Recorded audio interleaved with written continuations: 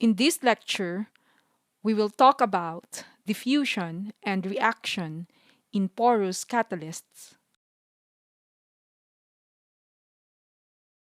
The learning objectives of this lecture are to be able to describe diffusion and reaction in a porous catalyst. To do so, we will derive a material balance for a spherical catalyst pellet and use that to define the Tila modulus and the effectiveness factor. These tell us the relative strength of the internal diffusion and surface reaction in the catalyst pellet. We will use these measures to describe the regions where the system is limited by reaction or by diffusion, and more importantly, what conditions affect them, so you can design your catalytic reactor to avoid them. In the previous lecture, we studied the catalytic reaction steps from adsorption of reactants, surface reaction, and desorption of products. We assumed that a molecule of reactant did not find any difficulty in reaching the surface of the catalyst where the active sites are, no obstacles or resistance. The surface where the molecule adsorb and react could be internal or external. Mostly it is internal. External means right on the outside of the catalyst pellet, whereas internal means somewhere within the pores in the pellet. In this lecture, we are going to analyze the resistance to diffusion through the pores to the internal surface. So steps 2 and 6, but mainly focusing on step 2 and how internal diffusion affects the rate of reaction. So steps 3 to 5. To do this, we are going to incorporate porous diffusion into our reaction models and learn how the internal diffusion resistance can be minimized in a catalytic process. Heterogeneous catalysis is a surface process. The higher the area, the higher the reaction rate. However, accessibility of that surface area is typically limited, as most of it is inner surface area inside the porous catalyst structure. We define the catalyst specific area, SA, as the total surface area per unit mass of catalyst. This is one of a number of important characteristics of a catalyst. Along with specific area, we also need the catalyst density. And then we have the effective diameter, which is simply the diameter if particles are spherical. However, because it's hard to do calculations for most shapes that are non-spherical, we can do calculations assuming spherical particles and use a different parameter so that the calculations match the real geometry. This effective diameter is determined experimentally. Finally, the void fraction is the fraction of empty or void space divided by the total volume. Its value lies between 0 and 1. To give you some simple examples of these characteristics, we can have particles of diameter 1 micron and 10 nanometers. They could have a void fraction of 50% and a density of 500 kilograms per cubic meter. Then typical specific surface areas could be 6 square meters per gram for the larger diameter and 600 square meters per gram for the smaller one. Can you visualize these quantities? A size of a tennis court is about 260 square meters. And in 1 gram of these particles, so that's less than a teaspoon, the surface is the same as 2 to 3 tennis courts. As I mentioned before, most of this area may be limited by diffusion of reactants into the pores. So to make the catalyst more effective, that is, to make more surface available, we need to minimize this diffusion limitation. In the last lectures, we assumed that the reactant concentration was constant and uniform within the catalyst particle. In this lecture, we will now account for how the reactant concentration changes within the pellet. And in our future lectures, when we talked about external diffusion, we will consider how the concentration changes from the bulk fluid phase to the surface of the catalyst pellet. So, to understand how to minimize the resistances to reaction and make the catalyst more effective, we need to understand how the reaction and mass transport effects are related. These things take place simultaneously, and so they are coupled. Now, there are 2 diffusion effects that limit how fast the reactants can reach the catalyst sites. These are called external and internal diffusion. The external diffusion is how the reactants travel from the bulk fluid phase to the surface of the catalyst pellet. You should remember from your mass transport modules that we model this using a stagnant film, where we assume all of the external resistance is. So here is a diagram of the catalyst pellet surrounded by the stagnant film, where the external diffusion takes place. And outside, this is the bulk fluid.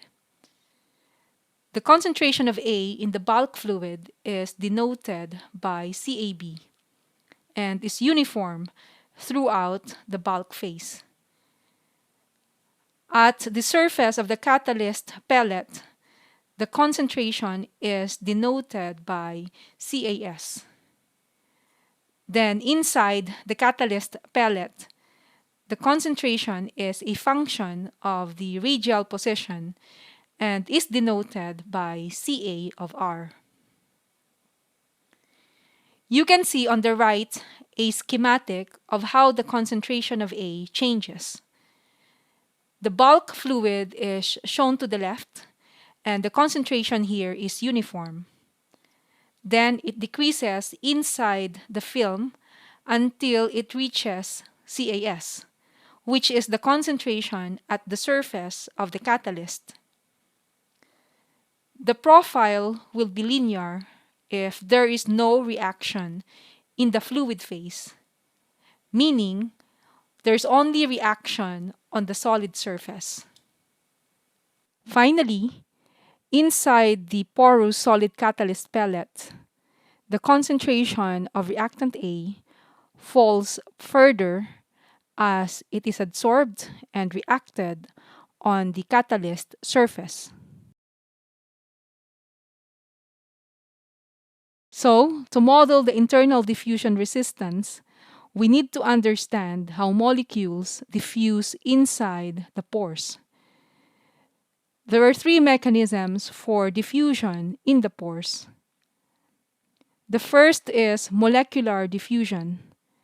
This is the same type of diffusion that takes place in the film and is due to collisions between other molecules in the fluid. The second type of diffusion is called Knudsen diffusion, and this is due to components or species colliding with the pore walls. The final type is surface diffusion, which takes place for molecules that are adsorbed on the surface of the pore. These molecules can slowly move along the pore by jumping to different sites on the surface. For molecular diffusion between binary mixtures, we can use the Chapman-Enskog formula as shown here to determine the diffusivity parameter DAB, which depends on temperature, pressure, and so on. The collision integral accounts for all of the different types of collision that can occur, for example, at different angles, and can be looked up in data tables. Molecular diffusion tends to be the dominant effect in large pores and at high pressure. There will be many more intermolecular collisions than collisions with the wall this way. Knudsen diffusion is due to collisions between molecules and the walls of the pores. These expressions for the Knudsen diffusion coefficient, dk, assume the pores are cylindrical. Knudsen diffusion may be most important when the pores are small or at low pressure. With these conditions, collisions between molecules are less likely than collisions between the molecules and the walls. We can use these two diffusion coefficients, the molecular diffusion coefficient DAB and the Knudsen diffusion coefficient dk, to define an overall diffusivity for the fluid phase inside the pore, dA, using a conventional expression for resistances in series. Remember, the reciprocal of the diffusion coefficient or diffusivity is the resistance. So what we're saying here is that the overall resistance is equal to the sum of individual resistances. And then we can use the overall diffusivity, dA, to get an effective diffusivity, dE, which accounts for the fact that the pores are not straight or cylindrical. The pore constriction, sigma, is the ratio of the smallest to largest diameter in the pore. The tortuosity, tau, is a measure of how straight the pores are. It is the actual distance traveled inside the pore divided by the shortest distance between the 2 points. That is the straight line distance. So for straight pores, the tortuosity is 1. These measures, along with the porosity of the pellet, epsilon s, can be used to estimate the effective diffusivity, which is typically about 10% of the overall diffusivity, dA. So you can see that 90% of diffusion effectiveness is lost due to the pores not being straight and constricted, and due to the pellet not being all void space. That is, the molecules can only diffuse through the pores and not through the solid part of your pellet. Lastly, surface diffusion is when adsorbed molecules or atoms jump from site to site along the pore surface.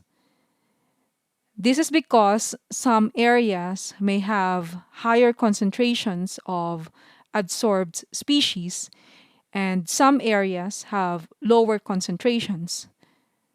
Therefore, there is a concentration gradient, and molecules or species can migrate or diffuse to areas of lower concentration. The diffusive flux from surface diffusion is given by this expression, which is quite similar to normal fixed law of diffusion.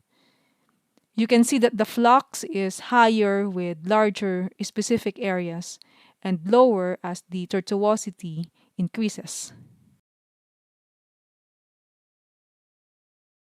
So now we can describe and calculate the diffusion inside the pores. Let's come back and see what effect that has on the concentration of reactant inside the catalyst pellet and what that does to the reaction rate. We can understand that the concentration of reactant A will vary somehow with radial position inside the pellet. It is being consumed by the reaction, so the concentration will be lower inside. However, it is also being replenished by diffusion from the surface. So exactly how much lower the concentration will be depend on the relative rates of surface reaction and pore diffusion. In any case, the rate of reaction inside the catalyst pellet will be a function of position because the concentration of reactant will be.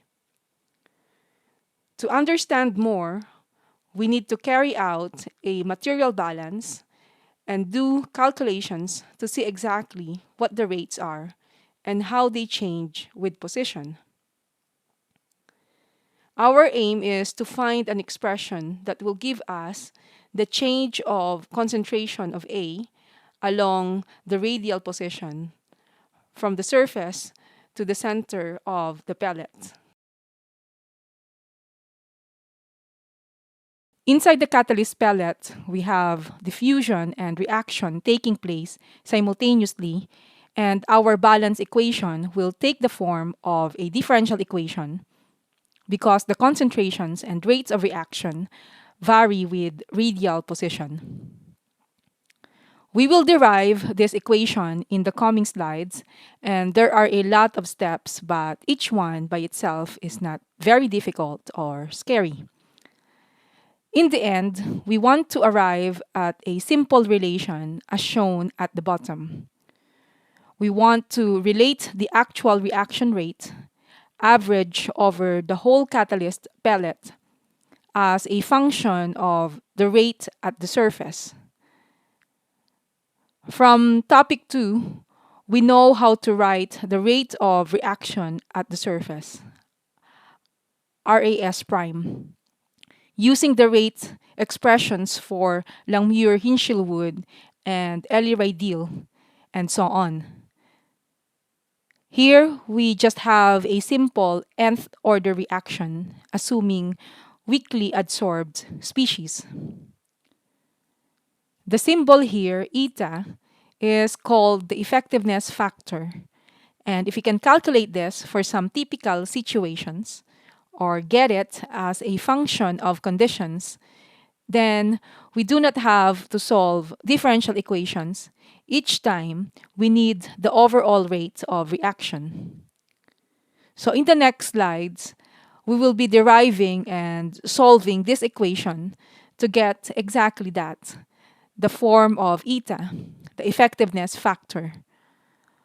When we have the effectiveness factor, we can multiply that with the rate of reaction at the surface, which we know how to write from topic 2, and we don't have to solve this differential equation again. Again, one of our goals is to determine the concentration of A, Ca, as a function of the radius r. From this, we will be able to determine the rate of reaction. If you remember the expressions in topic 2, they all involved either Ca, concentration of A, or Pa, partial pressure of A. Consider a spherical catalyst particle of radius r, capital R, and then consider a shell element of volume at position r, small r, within the sphere with thickness delta r. We then write a material balance over this differential volume, which will tell us how the concentration of A changes. We know that diffusion is the only mass transport process taking place inside the pellet. Nothing is forcing the fluid to flow in bulk. The pores are too small for that. So there will be a diffusive flux in and out of our control volume. The other phenomenon taking place is reaction. So there will be a generation term. But we will assume steady state in this analysis, so there will be no accumulation term. Therefore, the material balance can be written as 0, no accumulation, equal to diffusion of A into the differential volume at R minus diffusion of A out of the differential volume at R plus delta R plus the rate of generation of A within the volume. We can write the flows in and out as fluxes, WAR. So flux of A along the radial direction R, multiplied by the area across which they flow. The surface area of a sphere of radius R is 4 pi r squared. So what is coming in at R is the flux at R, WAR, multiplied by 4 pi r squared. The flow of A going out of the volume at R plus delta R is just the same thing, but evaluated at R plus delta R. We will calculate the flux later, but for now, we need to work out the rate of generation of A inside the differential volume. There are a number of ways to define the rate of reaction, which are all linked, and we will review them in the coming slides. For now, let's define RA prime as the rate of reaction per unit mass of catalyst. So that's mole per second per kilogram of catalyst. To get the rate of generation of A, we then need to multiply this by the mass of catalyst in the differential volume. So that is the density of the catalyst, rho C, multiplied by the volume of the differential element. So we get RA prime times rho C times 4 pi r squared dr. This last bit is the surface area of the spherical shell at R multiplied by its thickness, delta R. This is the correct volume when delta R is greater than 0, which is what we're going to do to get our differential equation next.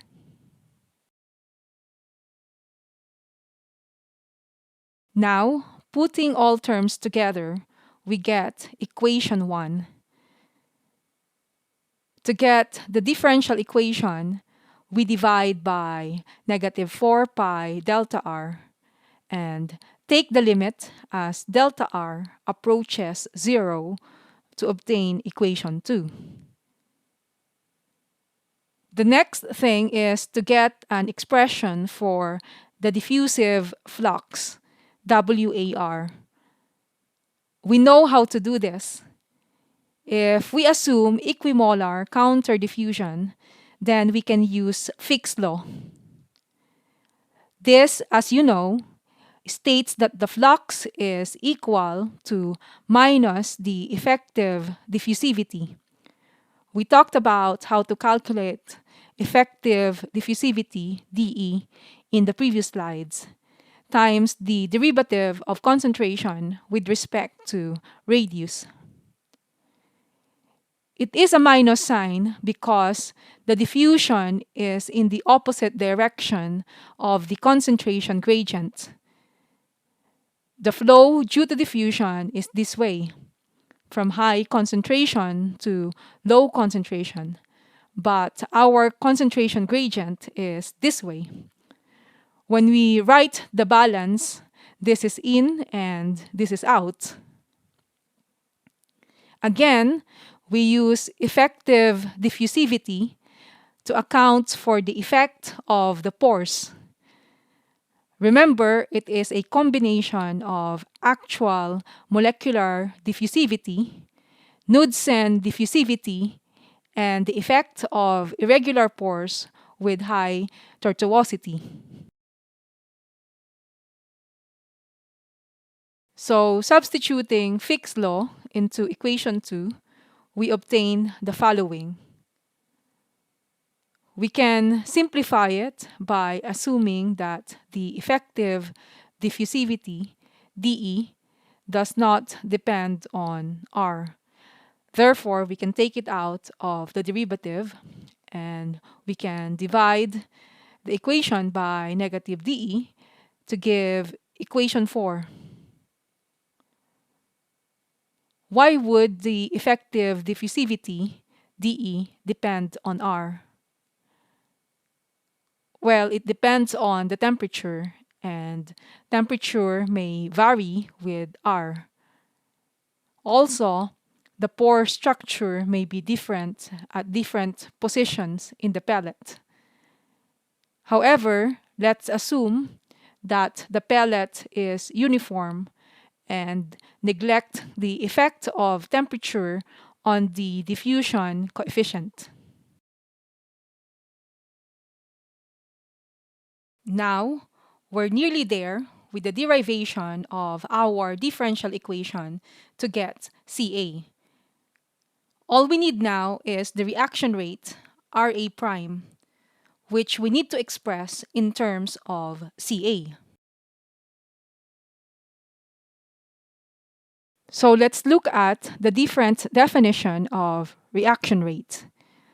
We can define reaction rate as the rate per unit volume, so mole per second per cubic meter.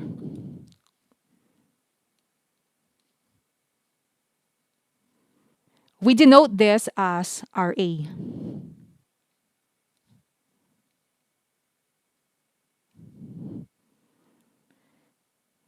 Another definition is per unit mass of catalyst, so mole per second per kilogram catalyst.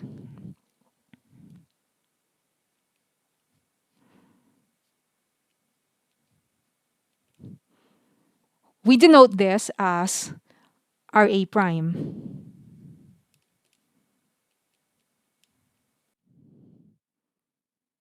Lastly, since we are talking about surface reactions, we can define a rate per unit surface area of catalyst.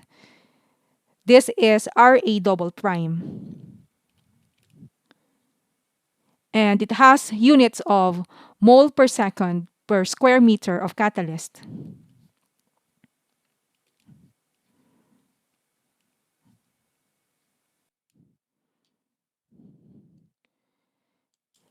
This is the rate of reaction that we defined in topic 2. For example, from Delameer-Hinshelwood or Ellie-Rideal mechanisms. But we left off the double primes to keep the notation simple. So please take note of that. The rate expressions we derived from topic 2 are the Ra double prime. So here with units of mole per second per square meters of catalyst. So these three rates are related. If we multiply Ra double prime So this is mole per second per meter squared by SA, which is the specific surface area. So this is meter squared per kilogram catalyst. You can see that we will end up with Ra prime. Okay, so mole per second per kilogram catalyst. Then we can get Ra, so mole per second per cubic meter, by multiplying Ra prime, so mole per second per kilogram catalyst, by the catalyst density, rho C. So this has a unit of kilogram catalyst per m cube. So we can write the relationship of the three different definitions of the reaction rate as, okay, so Ra, so this is per unit volume, is equal to density of the catalyst times Ra prime. So this is per kilogram of catalyst. And this is equal to density times the specific surface area times Ra double prime. So Ra double prime is per unit surface area of the catalyst. So please remember this relationship. So this is the relationship between the different definitions of the reaction rate. If we have a reaction A goes to B, then one possible reaction rate is given here, where both A and B adsorb on the catalyst surface. Okay, so you learned how to write a similar rate expression in topic 2. To make the maths a bit easier, we will assume that neither A nor B adsorb strongly. So Ka times Ca and Kb times Cb are much smaller in magnitude than 1. So negative Ra double prime is just K times Ca. But let's make it a bit more general and consider an nth order reaction. So now we have negative Ra double prime is equal to Kn times Ca raised to the n. N is the reaction order. And Kn is the rate constant with these units. So in our generation term, where we had Ra prime times rho C, we can use this expression for Ra prime and replace Ra double prime with this expression. So we can write Ra prime times rho C as negative rho C times Sa times Kn times Ca raised to the n. Going back to equation 4, we just need to tidy up to arrive at our final differential equation. First, let's apply the product rule to the first term. So we'll get r squared times the second derivative of Ca with respect to r plus 2r times the first derivative of Ca with respect to r. Then use our formula that we derived for R8 prime times rho C. And then we divide each term of the equation by r squared. So this is the final equation that we need to solve. It is a nonlinear second order differential equation in Ca. Let's have a recap to make sure that everything is clear. We have diffusion and reaction taking place simultaneously within our catalyst particle represented by this sphere with radius r. We are trying to determine how concentration and rates of reaction change within the particle. And in order to do that, we set up our material balance.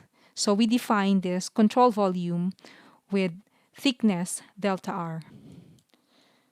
So our material balance is accumulation is equal to in minus out plus the generation term. So we can assume steady state. So we can drop the accumulation term. And then we can write out the expressions for the incoming flow rate, outgoing flow rate, and the generation term. Okay, so this is 0. Flow going into our control volume. So we can write that as the flux into the control volume. So that's W. So flux of A along the radial direction. Okay, so to make it a flow rate, we have to multiply flux by the surface area. And the surface area of a sphere is 4 pi r squared. Okay, and this is at r. And then the flow rate going out of the control volume can be written in a similar manner. So that's WAR times the area, okay, evaluated at R plus delta R. And then we have the generation term. So the unit of each term here is mole per second. So for the generation term, we can write it as the rate of generation of A. Okay, so per kilogram of catalyst. So this one is mole per second per kilogram catalyst. And I would like the unit of this term to be mole per second. So we can multiply this by the density of our catalyst particle, rho c. So this one has a unit of kilogram catalyst per m cube. Now, the units of Ra prime times rho c is mole per second per cubic meter. So we need to multiply it by the volume of the control volume so that the unit of the generation term is mole per second. Okay, so volume of the control volume, so that's equal to the surface area, which is 4 pi r squared, okay, times the thickness, which is delta r. Okay, so the next step is to divide each term by negative 4 pi delta r.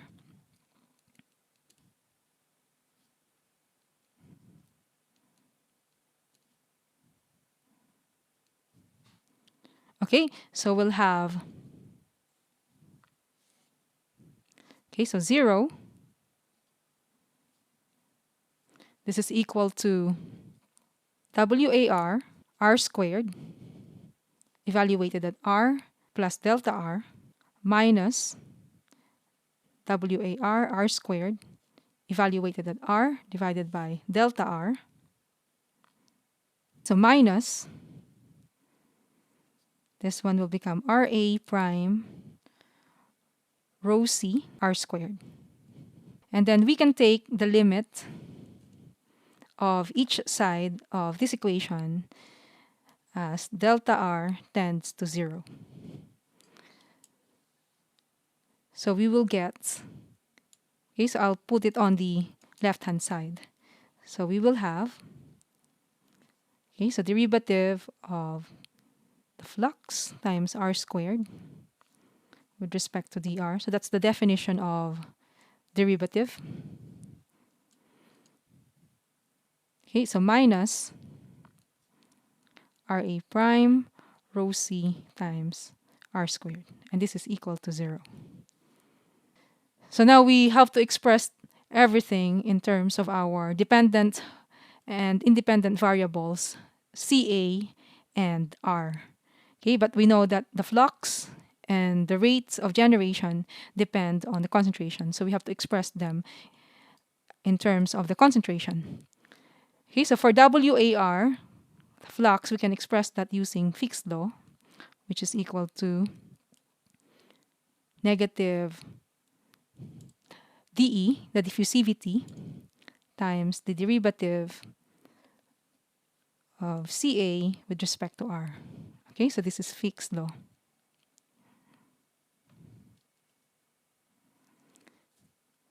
And then the rate of generation of A. Okay, so from topic 2, we know how to write rate expression in terms of per unit area, negative RA double prime. Let's say this is equal to KCA divided by 1 plus KA plus KB CB. If A and B are weakly adsorbed,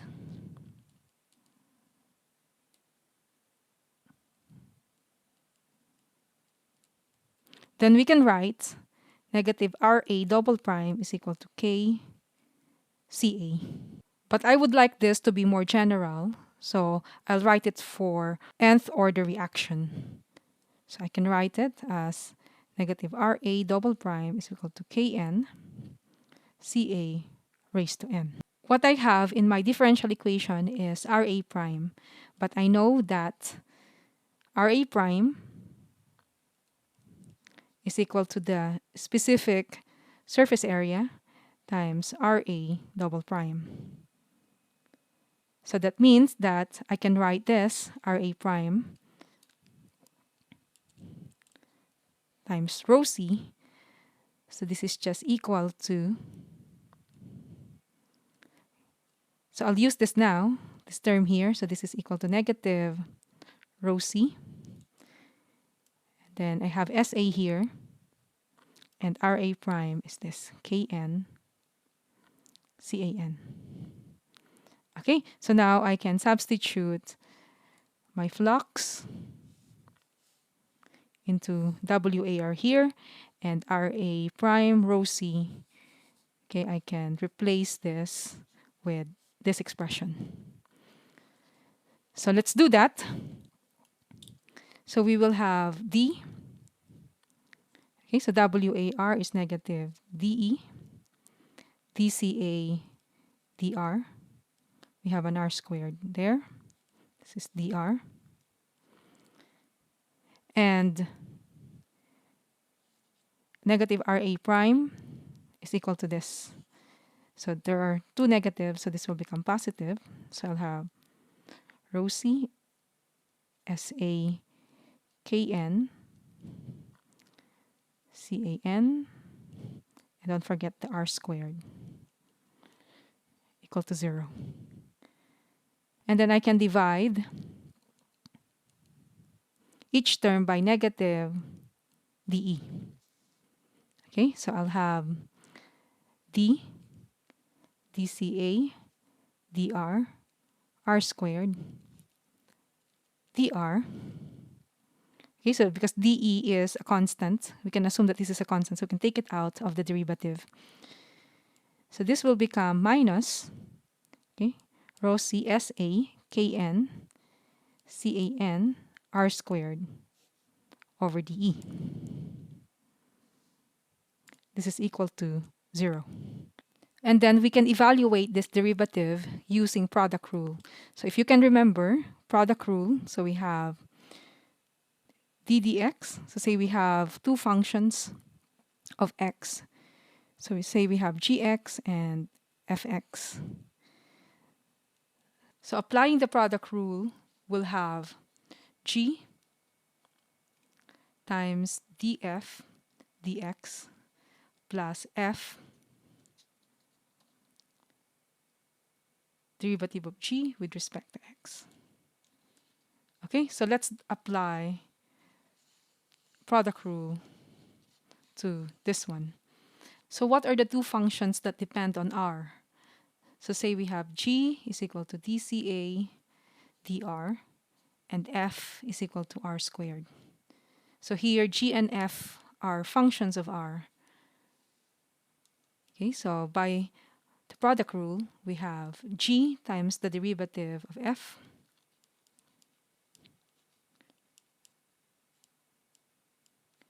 plus F times the derivative of G.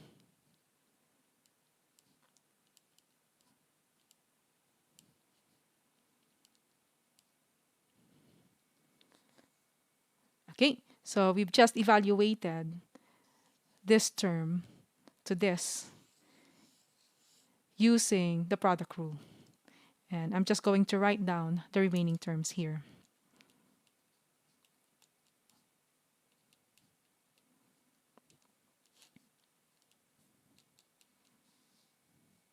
Okay, so the next step is to divide by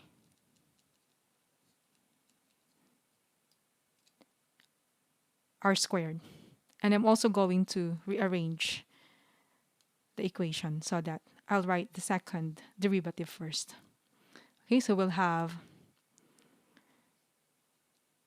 the second derivative of CA with respect to r, and then this one plus 2 over r dCA dr, okay, minus rho C SA Kn CAN. Okay, so r squared will not appear because we are dividing by r squared over dE equal to 0.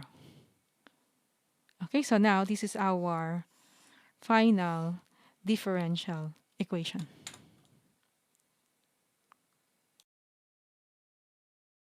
In order to solve this equation, we need to define the boundary conditions. There are two boundary conditions because it is a second-order differential equation.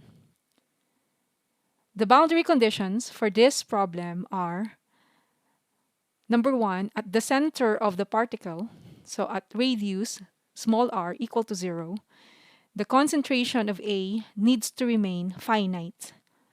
Finite means that it has got a certain value, Ca. That is, it is not infinity. So my question is, at the center of the pellet, could the concentration be equal to 0? Is 0 finite? Yes, 0 is finite because it is a definite number and not infinity. The second boundary condition is that the concentration at the surface, that is at r equal to capital R, the radius of the catalyst pellet is CAS, or the surface concentration of A. So to simplify the solution of this differential equation, it is useful to introduce some dimensionless quantities. We introduce a dimensionless concentration, psi, which we will define as the ratio of concentration at any point in the particle, Ca, to the concentration at the external surface, CAS. We will also define a dimensionless radial coordinate, lambda, which is the ratio of any radial position in the pellet, so that's small r, to the particle radius, capital R. Both of these dimensionless quantities, psi and lambda, go from 0 to 1. And using these definitions, we can transform our boundary conditions. The first one, Ca equal to CAS at r equal to capital R, now becomes psi equal to 1 at lambda equal to 1. And the second one, Ca is finite at r equal to 0, now becomes psi is finite at lambda equal to 0.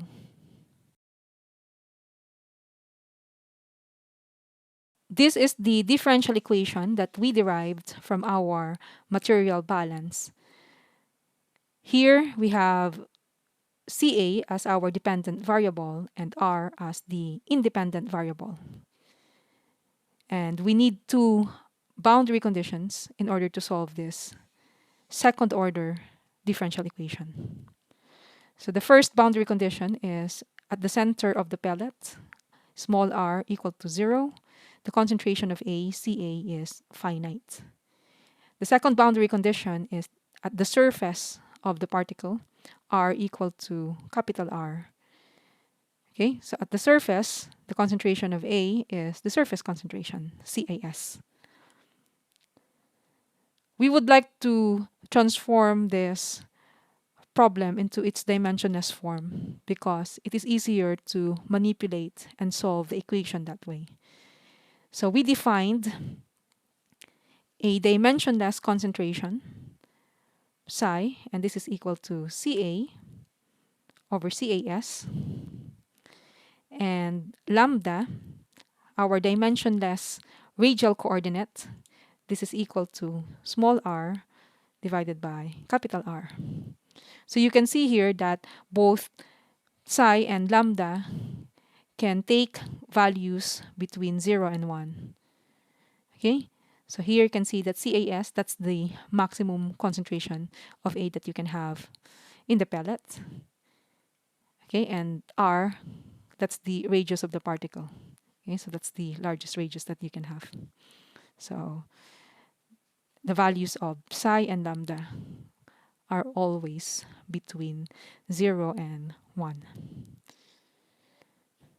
Okay, so let's transform our boundary conditions to dimensionless form using our dimensionless quantities. Okay, so boundary condition 1. Okay, so r equal to 0. So small r, when small r is equal to 0, so we can see here, when this is 0, lambda is 0. Okay, and at r equal to 0, Ca is finite. Okay, so when Ca is finite, psi is also finite.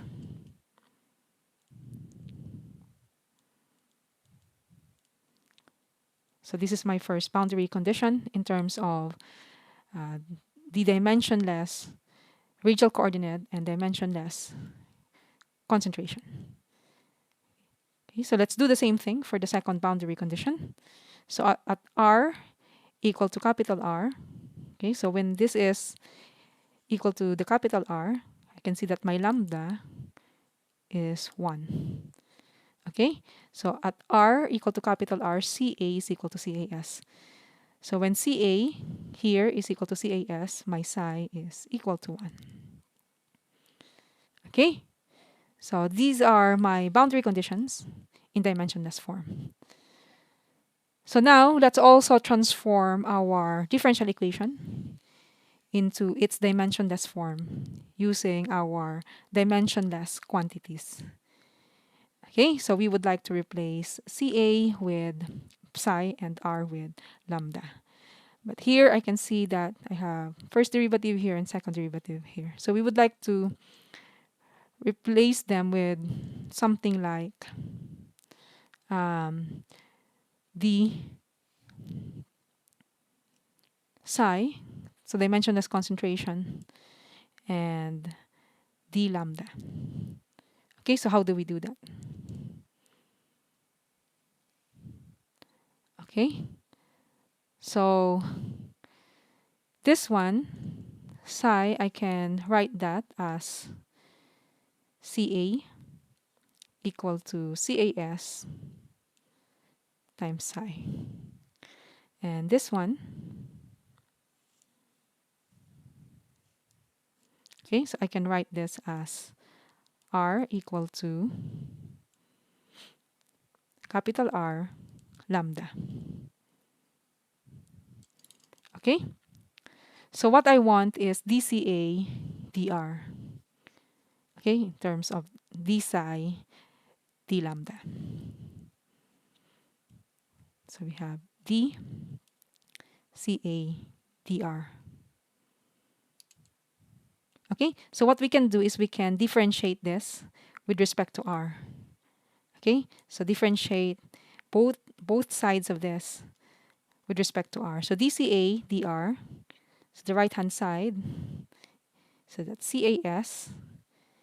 Okay, so derivative of psi with respect to r. Okay, but we know that psi is a function of lambda and lambda is a function of r. Okay, so we have psi is a function of lambda and lambda is a function of r. Okay, so when we differentiate this with respect to r, okay, so we need to apply chain rule. Okay, so this is d psi. So using chain rule, first differentiate it with respect to lambda and then multiply this by the derivative of lambda with respect to r. Okay, I can get an expression for this from this. Okay, so if I differentiate this with respect to small r, then it will give me something that I can use for this. Okay, so let's do that. So from this equation, so take the derivative of both sides with respect to small r. So d lambda dr. Okay, so what's the derivative of this with respect to small r? Okay, so that's just 1 over capital R. So now I can write this. So d psi over dr. So I have this. Okay, so this one, so it's just 1 over r d psi d lambda. Okay, so this one here, this is just chain rule. Okay, so now I have an expression for this. D psi dr. It's just this one. So I can replace this now. So I can write dCA dr is equal to CAS. Okay, so I have 1 over r. And I have d psi d lambda. Okay, so this is what I want. Okay, so dCA dr in terms of the derivative of the dimensionless concentration with respect to the dimensionless radial coordinate. So I can replace this with this. Okay? So how about the second derivative? Okay? This one. So let's do that. So we would like to replace the second derivative as well. Okay, so how do we do that? So we just take the derivative of this with respect to r. Okay? So what's the derivative of the right-hand side? So I can write CAS over r because both parameters are just constants. And then I need to differentiate this with respect to r. So d dr d psi d lambda. Okay? So I have to be careful with this again because this expression, this derivative, this is a function of lambda and we know that lambda is a function of r. So when we take the derivative of this with respect to r, we have to apply chain rule again. Okay, so let's do that. So this is equal to CAS over r. Okay, so applying chain rule. So let's take the derivative of this with respect to lambda. Okay, so first the derivative with respect to lambda. And then chain rule, so multiply by d lambda over dr. Okay, but again, I have an expression for this. D lambda over dr is just 1 over capital R. So I can substitute this into this. Okay, so I'll do that. So I'll have d squared Ca dr squared. Okay, so I have CAS. And then I'll substitute this with this one, 1 over r. So I'll have r squared here. Okay, and then I can evaluate this. Okay, so that's just second derivative of psi with respect to lambda. Okay, so again, this is what I want because now my second derivative of Ca with respect to r has now been expressed to the second derivative of the dimensionless concentration with respect to the dimensionless radial coordinate lambda. Okay, so I can substitute this now to this. And the first derivative, this one, I can substitute it into here. Okay, so let's do that.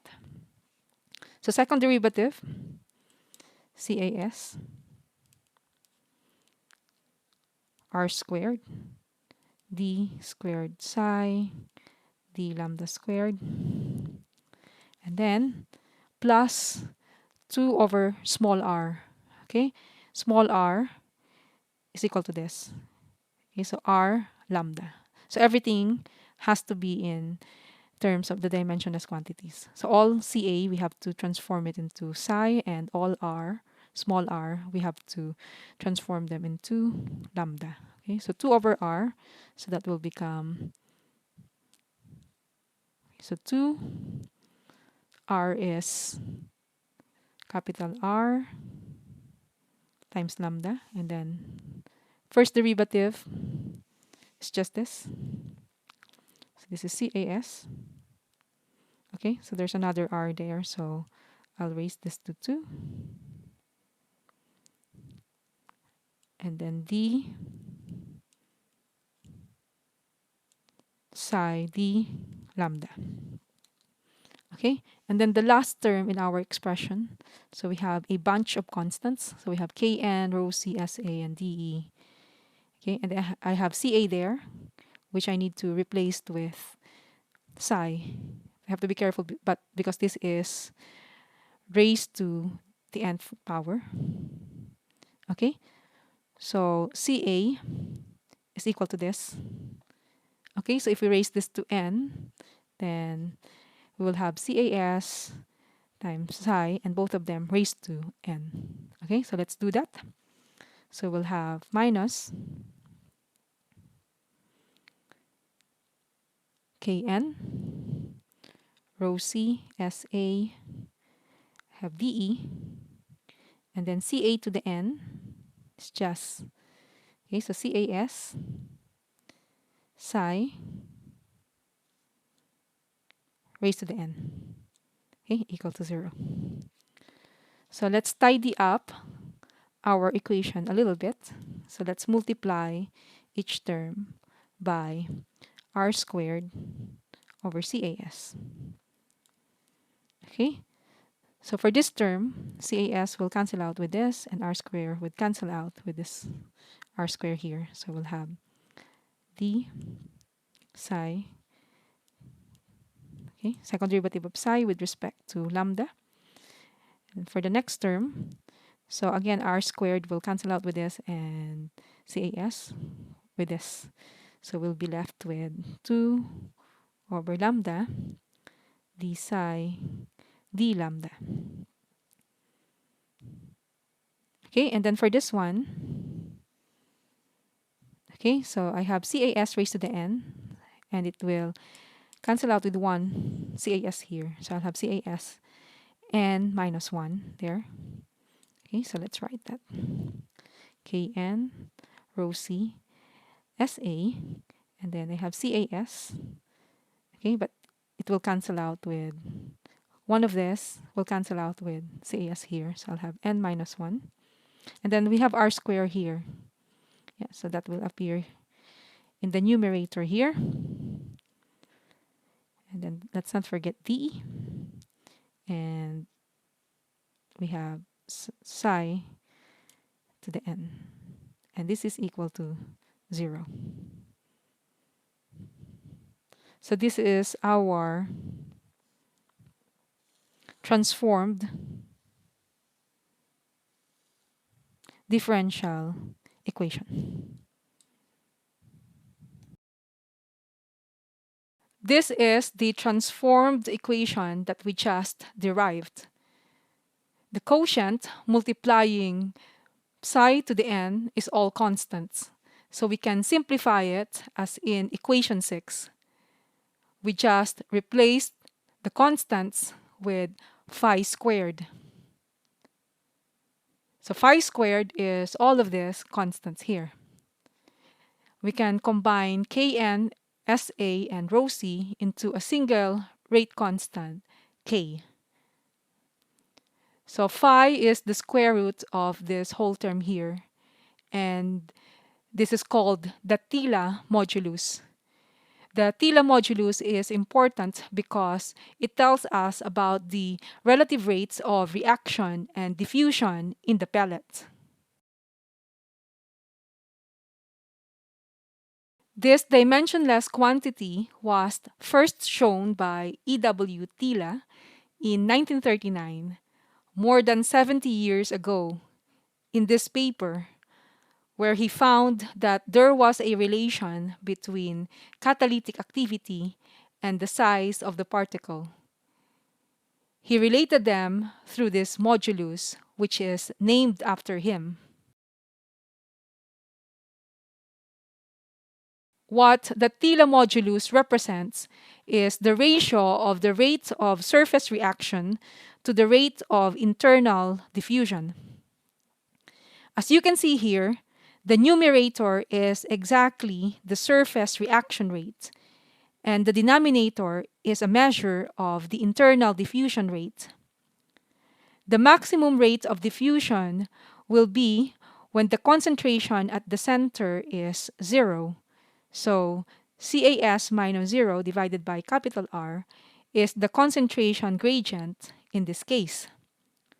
dE, the effective diffusivity, multiplied by this is therefore the maximum diffusive flux. Note that all of the parameters that make up the Tila modulus are constants and are properties of the catalyst. For reaction order 1, it is very easy to calculate this number. So now you can use the Tila modulus to determine whether the catalytic process is being limited by intraparticle diffusion, internal diffusion, or by surface reaction without even having to solve the differential equation. When the Tila modulus is large, significantly greater than 1, the internal diffusion is limiting. Reaction is much faster than diffusion. So diffusion is the rate limiting step being the slowest step. When the Tila modulus is small, so significantly lower than 1, the surface reaction is the one limiting the overall reaction. Pause the video now and think about whether you would use large or small particles to minimize the internal diffusion limitation for a first-order reaction.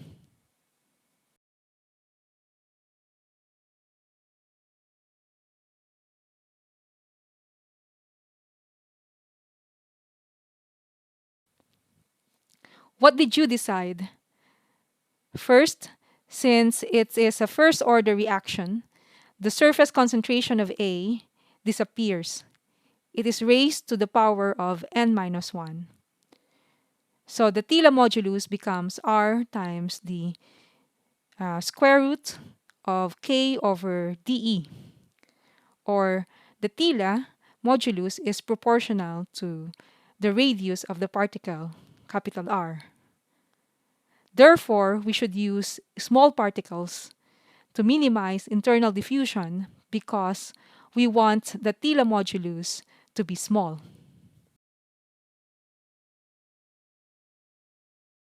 I will stop here now. In the second part of this lecture, we will solve the dimensionless differential equation, which will give us the reactant concentration profile inside the catalyst pellet. We will use this to define the effectiveness factor and see what it means for a catalytic process and what affects it. Then we will briefly look at non-isothermal conditions. And at the end of the lecture, we will be able to put all of this into practice using problem sheets.